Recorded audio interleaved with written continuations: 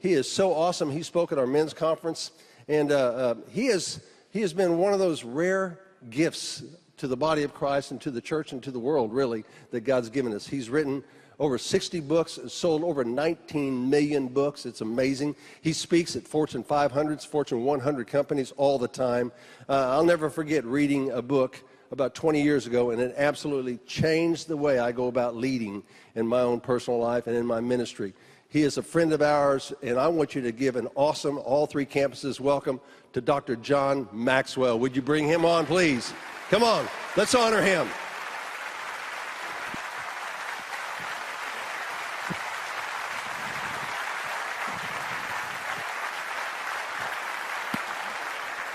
Thank you very much, David. Good morning.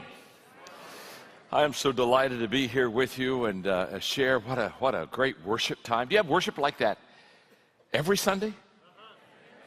Oh my goodness! When you go to heaven, you're going to want to come home on the weekends, aren't you? Huh? That was just a great worship time, and of course, Pastor Robert's a great friend of mine. It's so good to be with you. Had a great men's retreat, enjoyed it immensely, and I'm just excited about today. They stuck a pile of books up here. I've got, don't have very many of them, but let me just tell you what I do have back at the table. And when the service is over, I'll go back and I'll sign for you. I signed for almost an hour last night after the service. This one's called Running with the Giants. This is a book to encourage you. The Bible tells us we're surrounded by a cloud of witnesses. And what I did is I took 10 of those witnesses out of the crowd, one by one. And they ran one lap with you, and they could only say one thing to you. So what would they say that was the most important thing to encourage you? This is a book to lift you up. If you don't want to be encouraged, don't buy this book, okay? And then my newest book that just came out, about 3 months ago, A Leader's Heart. And it's a one-page a day deal. It's a kind of a devotional, just every day. Take a page and a little place to put your thoughts on at the bottom. And it just really is a great book to kind of, for 3 minutes every day, focus on what's like to have a heart of God and a heart of a leader. This book's on communication. Everyone communicates, few connect. And it's basically how to find common ground with people. It's a relationship communication book. And I know you don't need this, but how many of you know somebody that doesn't connect? You know what I'm saying? You know, nobody's home, okay? Okay, well, they need that, all right? And then Today Matters. When people ask me, what's the most life-changing book you've ever written, this is it. Because I talk in here about 12 things that you ought to do daily that would absolutely set you up for success in life. And I call it the Daily Dozen, and it's called Today Matters. And basically, I say we over-exaggerate yesterday, we overestimate tomorrow, and we underestimate today. And we talk about what do you do in those 12 things. And the thing I'm most excited about, and I always make sure they bring this with me, is the Maxwell Leadership Bible. Of all the projects I've ever done, this is my favorite. For 25 years, I was a pastor, and I teach leadership a lot. Every leadership lesson that I've ever taught out of the Bible is in here. Over 600 lessons on leadership. And if you have a love for God and the Bible, and you want to be a spiritual leader, every time you turn a page, we've not only got scripture for you, but we have another spiritual leadership lesson for you. And I brought this along, and I said, bring extra ones because we've got Father's Days coming up, and we got graduations coming up. And this is a huge graduation gift, Father's Day gift. In fact, many of the dads have told me to tell you wives, go ahead and get this for them, okay? And this will just, if you love the Bible and you love leadership, you're going to, I think, enjoy that very, very much, okay? Oh, by the way, I'm sorry. My name's John. What's your name? What's your name? Nice to meet you. Nice to meet you. Margaret and I have been married for 42 years. We have 2 children, both married, 5 grandchildren. How many grandparents are here? Oh, you know what I'm talking about when I talk about grandchildren, don't you, huh? Grandchildren are God's gift to you for not killing your children. So you that don't have grandchildren yet, I'm just pleading for your kids. Let them live. And that's a debatable thing sometimes. I mean, when they're teenagers, some days you say, should I not, just let them live because someday they're going to give you a grandbaby. When they give you that grandbaby, you're going to hold that precious child in your arms, and you're going to say, this is the smartest, most beautiful baby ever born. And then you ask a question. You do. You ask this question. Why did intelligence skip a generation?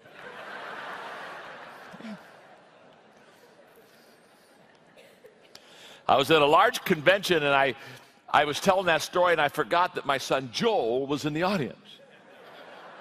And so when I finished, I went back to the green room, and he was waiting on me. I mean, he was waiting on me. You with me? He was waiting on me. And I looked at him and said, "Oh, Joel, about the story. I was just kidding. You know, I'm just having fun with the people." And he stopped and said, "No, Dad, no, it's okay." He said, "I think you're right."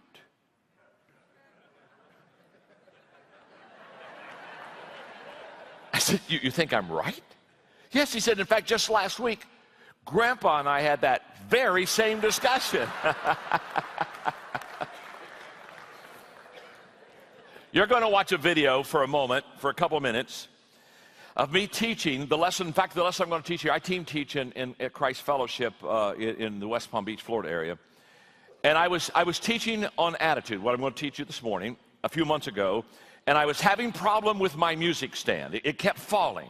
Now, this has gone crazy over YouTube. Tens of thousands of people watch. I mean, it's gone viral, okay? And I wanted you to see it because, get the point, the music stand's not working. I'm teaching on attitude, and I'm trying to have a good attitude. You got the picture, don't you, huh? Okay, watch the clip for just a second. What is your plan to pick up your Bible and your laminated cards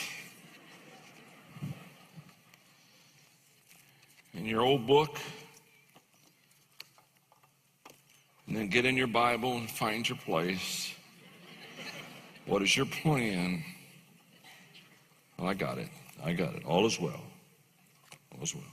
I love the story of the guy who would go to work and he'd open up his lunch and he'd complain. He said, "Oh, bologna sandwich again. I got a bologna sandwich again. This is the 4th time this week I've had a bologna sandwiches. I hate bologna sandwiches." And the guy beside says,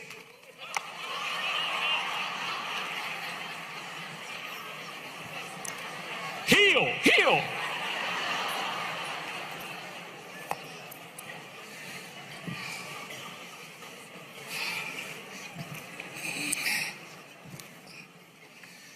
I hate cheap music stands.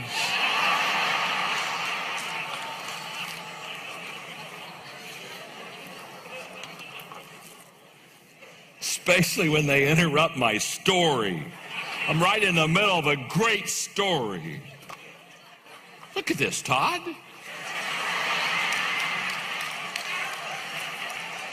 Could you talk to your dad about this? I mean, we just... Look at this. Okay. Would you take that? Oh, give me the rubber band. Thank you.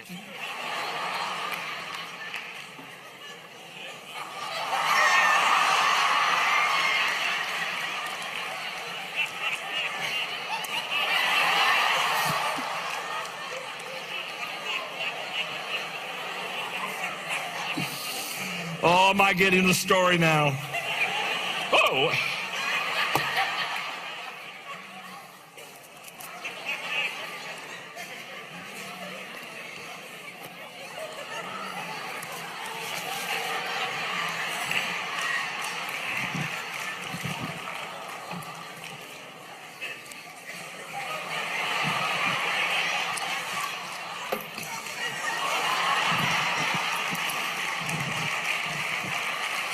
You gotta get something you can depend on. There's a backup. Thank you.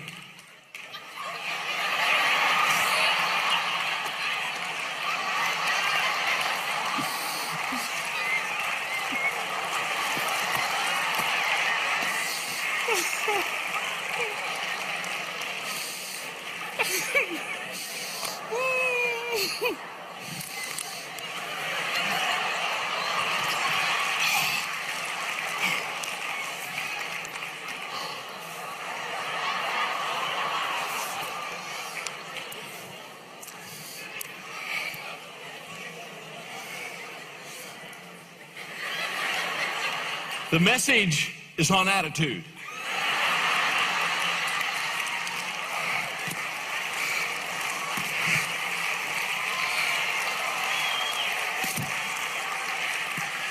And I'm doing my best. I'm just doing my best. Just doing my best. You know the guy with the bologna sandwich? Forget it. Just forget it. You got to come to tomorrow's service. I'm not saying it tonight. I am not saying it. I will say it tomorrow.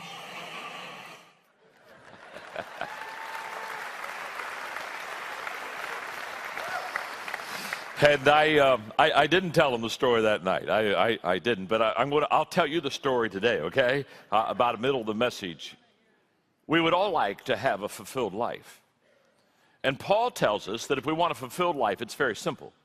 A fulfilled life is a result of filling our mind correctly. Now, the Ecclesiastes writer has a great statement on that I just love. And here's what he says. Wise thinking leads to right living, and stupid thinking leads to wrong living. As a man thinketh in his heart, so is he. And your attitude, which is what we're going to talk about today, your attitude, my attitude, it's the paintbrush of our mind. In other words, we hold within our hand the possibility and the responsibility of filling our mind with the right things. And if we fill our mind with the right things, the Apostle Paul is going to teach us we live a fulfilled life. So as he's in Philippians chapter 4, he begins by talking about what does a fulfilled life look like. Let's look at it. He says, people with a fulfilled life celebrate God all day, every day. I mean, revel in him. Make it as clear as you can to all that you meet that you're on their side, working with them and not against them. Help them to see that the master is about to arrive. He could show up at any minute. Don't fret or worry. Instead of worrying, pray. Let petitions and praises shape your worries into prayers, letting God know your concerns. And before you know it, I love this, before you know it, a sense of God's wholeness, everything coming together for good, will come and settle you down. It's wonderful what happens when Christ displaces worry at the center of your life. Now, the Apostle Paul, in this short passage, describes a fulfilled life these 4 ways. He says, first of all, if you live a fulfilled life, 1, you celebrate God.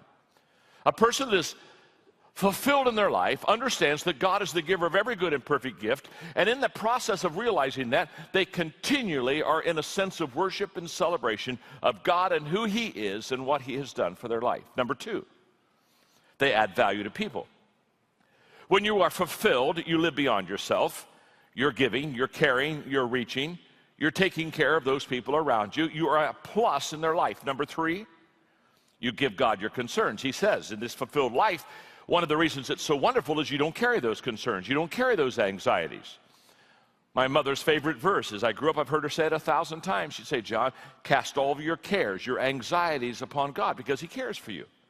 And a fulfilled life is one that is not bogged down with just a lot of concerns. We constantly say, God, you are the one, as we sang today, that I trust in. And number 4, a fulfilled life is a person that experiences the wholeness of God. Not partial, not in compartments, but the fullness and the wholeness of God. Now look at those 4 things just for a moment. If you have a fulfilled life, you celebrate God, you add value to people, you give God your concerns, and you experience the wholeness of God. Now let me just do a survey this morning. How many of you would like to have that kind of a life? Would you raise your hand? It's kind of an IQ test, isn't it, huh? Now what I love about this is Paul at this stage says, now let me explain something to you. I'm going to tell you today at Gateway how you can have that.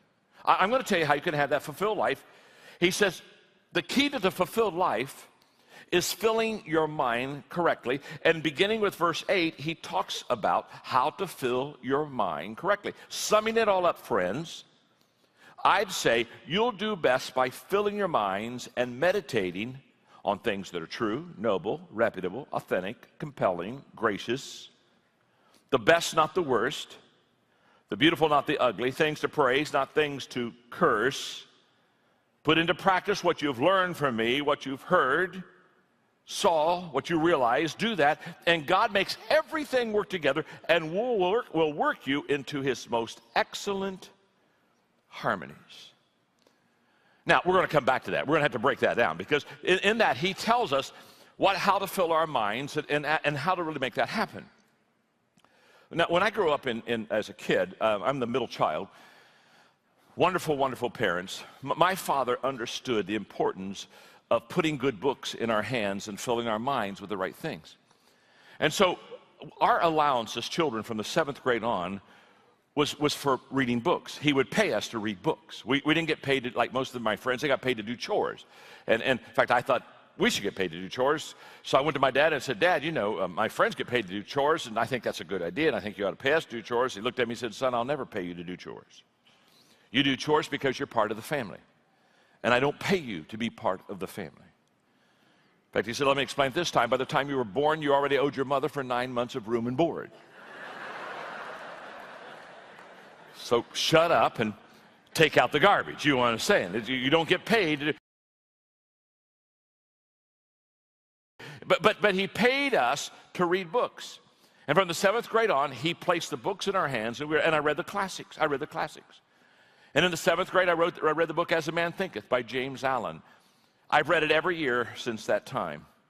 It's only 77 pages, but James Allen in that book said, the greatest discovery of our generation is that mankind can alter his life by altering the way that he thinks. Now, that wasn't something James Allen came up with in his book on thinking. That was something that Apostle Paul came up with 2,000 years earlier when the Apostle Paul said, look, let me tell you something. You can alter your life by adjusting and changing your attitude. When I go to the dentist, do they do this here? When I go to the dentist, when I'm done, they always give me dental floss. Do they do it? They give you, and then they say, you know, use it. And I take that dental floss, and I just want you to know, religiously, in a disciplined life for the next 2 days, I use that. And you know what I wish, you know, the dental floss is to get all the stuff in between your teeth. Do you know what I wish because people have if they got a dental problem, they've got a real mind problem. You know what I wish? I wish that we could purchase mental floss. And wouldn't it be wonderful? Wouldn't it be wonderful if we had like a zipper on our head and we could just kind of unzip the head and open that sucker every morning and just go in and just take our attitude in our mind and wouldn't it be just to floss your mind? Or for you entrepreneurs, I want somebody to come up with what I would call sweet spirit spray. You know what we're going to use that for, don't you? Everybody that doesn't have a sweet spirit, has a bad attitude. Wouldn't it be wonderful if you could purchase a spray? And all the people you work with that have a bad attitude. Huh? Come on, now talk to me, huh? People at work. You know that person at work that just drives you nuts? Wouldn't it be wonderful if you could just walk up to them and you just go, psst. Oh, yes. There's a market for that. How many of you would buy it? If you could buy sweet spirit spray, how many of you would buy that stuff? You say, of course, there's a market. Come on, entrepreneurs, get with it. And let me ask you this question. If you bought it, how many of you know who you'd use it on? Of course. How many of you are sitting beside that person right now? Oh, don't go there. Oh. Now the Apostle Paul says, I don't know if you can get mental floss. I don't know if you can really purchase some sweet spirits. But he said, let me help you here. Let me give you something that will really work in your life to change the way you think, which changes the way you and I live. And he talks about 4 things that people with great attitudes possess. Number 1, are you ready? Here we go. People with great attitudes possess a teachable spirit. What's he say? Verse 9, he says, put into practice what you've learned from me, what you heard, saw, and realized. In other words, practice these things. And teachability requires repeated, hard, long looks in the mirror. In other words, a person that's teachable looks in the mirror and says, I might be the problem. I've got to work on me. I've got to fix me. A person with a teachable spirit understands that it's not everybody else out there. It's probably me. That's the issue. And teachability allows God and others to speak into our lives. When you see a person that's teachable, there's a humility about them in such a way that they allow God to speak to them, that they allow people that love them come and speak into their lives. Let me tell you a story. I pastored for several years in San Diego, a large church out there, and we saw tremendous growth, and I was probably in about my 10th year, and And at this time, I'm writing a lot of books, and I'm traveling a lot, even internationally some, and I'm very tired. And when I get tired, I get impatient. That's not a good quality. It's a terrible quality. But I have a tendency to be impatient. And the church needed to have some decisions made, of which I usually had the elders to process them very well. And in my impatience, I just made the decision, said, oh, forget it. I just make them, let's go. And I've been there for 10 years, and church is growing, and I had their leadership, and I knew that. And so I just made the decision, which was a terrible mistake, because the people had never seen me make a decision without consulting and praying and doing the whole work. And so they started to kind of say, what Pastor, what you doing there? What did you do that for? And instead of me backing off and having that teachable spirit I'm talking about, I got defensive. And I said, what do you mean? I've been here for 10 years. Come on, let's go, folks. Let's get with it. Quit complaining. And there was just a spirit of uneasiness in the congregation for a couple of weeks. And I was preparing a message, and I was just a little, to be honest with you, ticked at the people. And so I'm over in the Old Testament, because I love that passage, especially when it's in this kind of a setting, where when Moses was leading the children of Israel, they started complaining a lot. And remember the passage in the Bible where they complained, and one day the earth opened up and swallowed them up. I thought, oh, dear God, this is a timely message. And so I began working on this wonderful message of how God swallows up people who complain.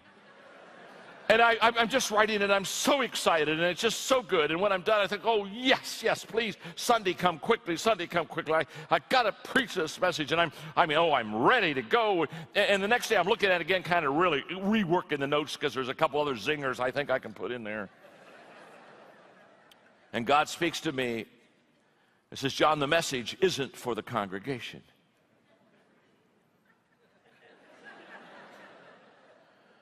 I said, well, who's it for?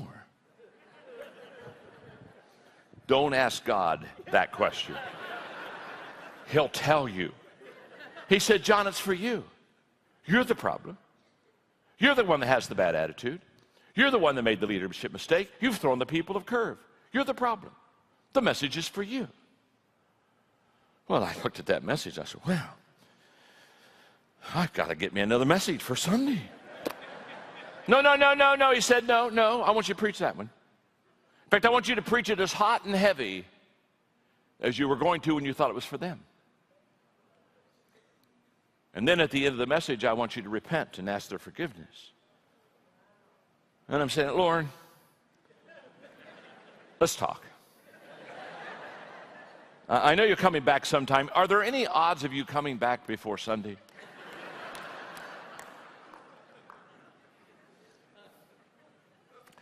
That morning I went out and preached that message hot and heavy like I had planned to for them, and at the end I wept. I just wept, and I said, look, you're not the problem, I'm the problem. In fact, it reminds me of my wife Margaret when my attitude gets out of whack, because I've written 5 attitude books. When my attitude gets out of whack, she looks at me and says, she doesn't say that, she just goes to my library and pulls out one of my attitude and brings me one of the books and says, you need to read this book. A teachable spirit is a person that says, okay, approach me, talk to me. I'm not going to be defensive. Talk to me. God, you talk to me. Let others. And Paul says, if you want to live a fulfilled life, you fill your mind with a teachable spirit. Always, it's what you learn after you know it all that counts.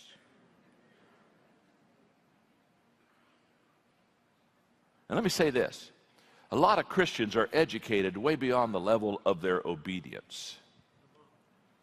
So don't try to explain God until you understand Him. And in understanding God, it's that teachable spirit. Okay, number 2, we got to go on. Number 2, take responsibility. People with a great attitude, they take responsibility for their attitude. They look and they say, I'm responsible for my attitude. Okay, they take responsibility for it. This is huge. And Paul talks about how do you do that? How do you and I take responsibility for the attitude we have? He says 3 things. 1, fill your mind on good things. In other words, you're the one that determines how you fill your mind. You're the one that determines what you fill your mind with. You're the one that determines what you read. You're the one that determines who you hang with. Fill your mind with good things. Number 2, meditate on good things. In other words, let it marinate in your mind and in your spirit. In other words, look at it and let it work through you and let it work in you and let it work you over. And thirdly, he said, then practice good things. That's huge. Fill your mind with good things. Meditate on good things. Practice good things. And the Apostle Paul says that's how you begin to take I'm responsible to fill my mind. I'm responsible to let it marinate and meditate on those things. And I'm responsible to, he said, take responsibility for your attitude. Now, the baloney story, you get the rest of the story. Guy's working with his buddy on construction. It's lunch. Opens his lunch pail. He sees a bologna sandwich in his lunch pail, and he goes off. I mean, he said, bologna sandwich. This is the 4th time this week I've had a bologna sandwich. I hate bologna sandwiches. Why do I always have to have a bologna sandwich in my lunch pail? And the guy beside him, he just looked at him. He said, calm down, go, relax. Hey, come on, chill. Take a pill. Come on, come on. Listen, he says, it can't be that bad, buddy. When you go home tonight, talk to your wife. Say that you don't like bologna sandwiches. Ask her to put some. He said, leave my wife out of it. I make my own sandwiches.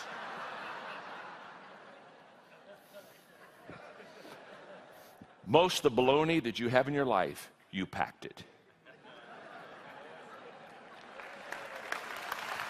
You put it in there, baby. Your spouse didn't put it in there. Your boss didn't put it in there. Where you live didn't put it in there. What your income didn't put. But no. You and I are responsible. And Paul says, take responsibility for your attitude. Number 3, okay. He says, possess a teachable spirit. Take responsibility for your attitude. Number 3, he says, travel the high road. You see, God chooses what we go through, but we choose how we go through it. And in verse 8, he tells us how to travel this high road. Fill your minds, he says, and meditate on, here we go, here's high road, the best, not the worst, the beautiful, not the ugly, things to praise, not things to curse. Travel the high road. In other words, I cannot always determine what happens to me, but I can always determine what happens in me. I can't control life, but I can control my attitude. I can control my response to life. And there are people that take the high road and they treat people better than what they've been treated. And there are people that take the low road. And what I've witnessed is the 2 people can be in the same environment, and one's taking high road and one's taking low road. One has a good attitude and one has a bad attitude. And they're in the same environment, same home, in the same workplace. And you look at it, and that's when you realize that it's not the workplace or the home that determines the attitude, it's the person that determines the attitude. Let me read this to you. I love this. This is a laminated card. And let me explain something about laminated cards. Whenever I pull a laminated card out, it is good. Understand that? When I like something, I laminate it. That's just, I think it just makes it holy, to be honest with you. If I had been Moses up on Mount Sinai at the 10 Commandments, I'd have laminated those. Yes, I would have put them on stone. Those babies break. You understand? They break. I'd have had laminated cards on the 10 Commandments. And this shows you high road, low road, how people think. Hey, this is 2 pets in the same home, a dog and a cat. And this is the dog's diary, and then I'll read you the cat's diary.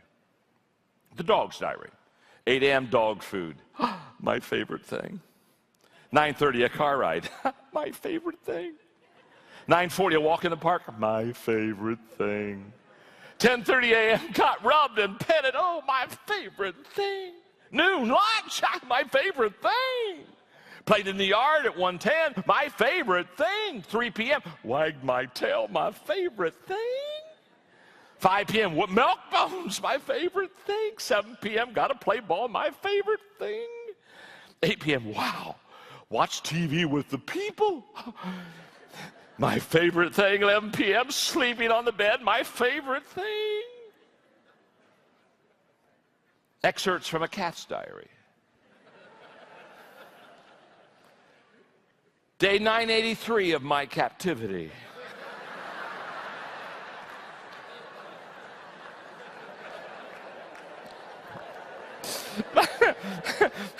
My captors continue to taunt me with bizarre little dangling objects.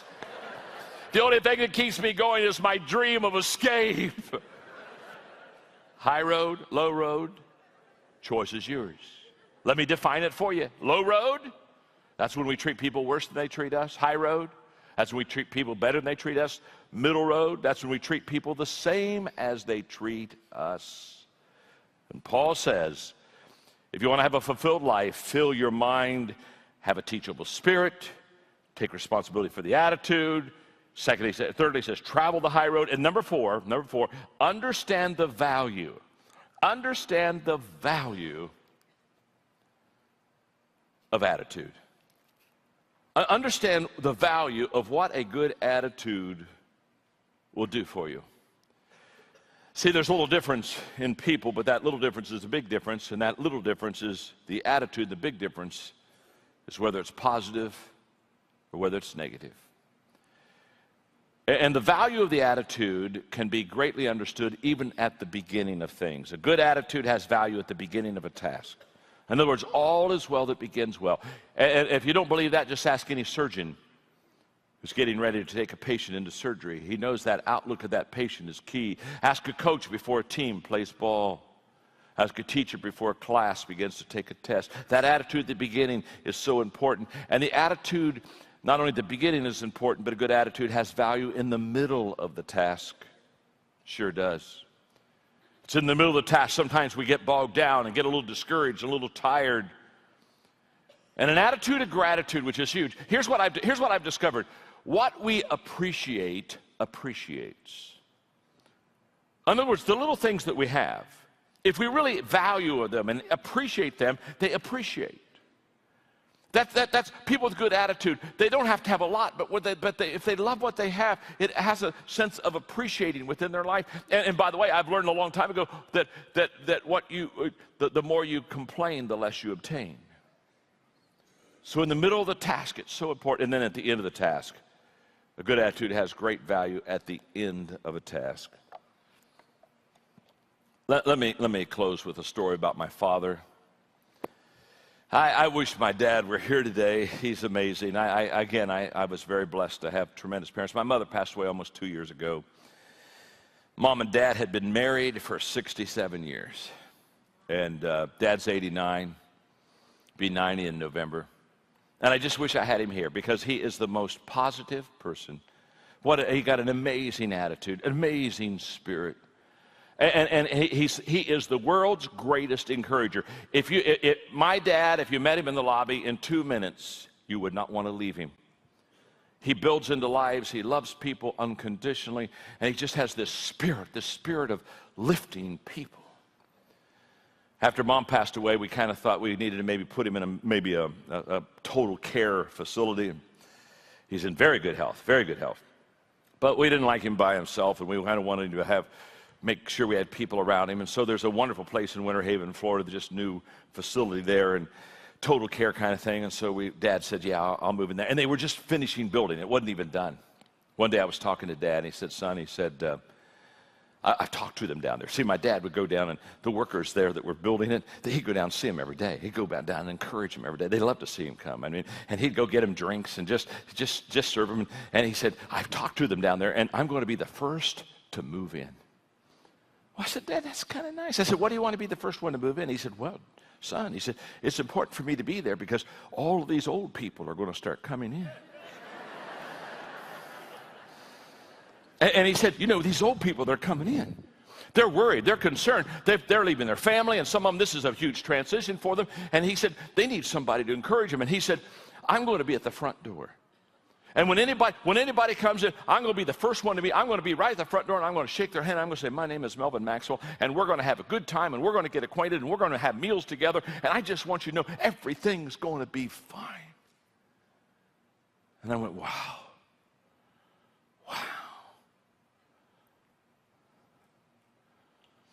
We were having a discussion recently. He said, John, isn't it wonderful? Isn't it wonderful? He said, isn't it wonderful that the older a person gets, the more they just love people? He said, I love more people. I love people more at 89 than I did at 69. He said, I just love people more. And I said, Dan, that isn't true with everybody. Oh, no, son, the older you get, the more. No, Dad. No, Dad. See, Dad, you have for 89 years been filling your mind with good stuff, and you are just full of good stuff, and you got unconditional love all over your body. When anybody just squeezes you, it just... I said, a lot of people, they haven't been filling their minds with that stuff. Can I tell you something? A lot of people are getting older, but they're not getting better. Huh? Come on, talk to me. Uh-huh. Maturity doesn't always come with age. Sometimes age comes alone.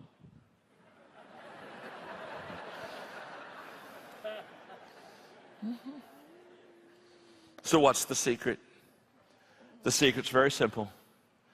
The Apostle Paul said, you can live a fulfilled life if you fill your mind with the good things. And the reason that I wanted to preach a simple little message today is just for this.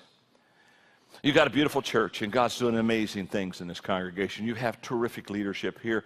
You are one of the truly great churches in America, but you have just begun what can happen here. I mean, you haven't even tasted yet the goodness of God and what's going to happen to you. But I want to tell you something. A lot of your success in the future and a lot of your success personally is going to be on the fact that you fill your mind with the right things. And when you fill your minds with the right things, the good stuff's inside of you. And when people come around you, the good stuff just creeps out and they feel the good stuff. And that's just the way God works. So let me challenge you today. Do what Paul said.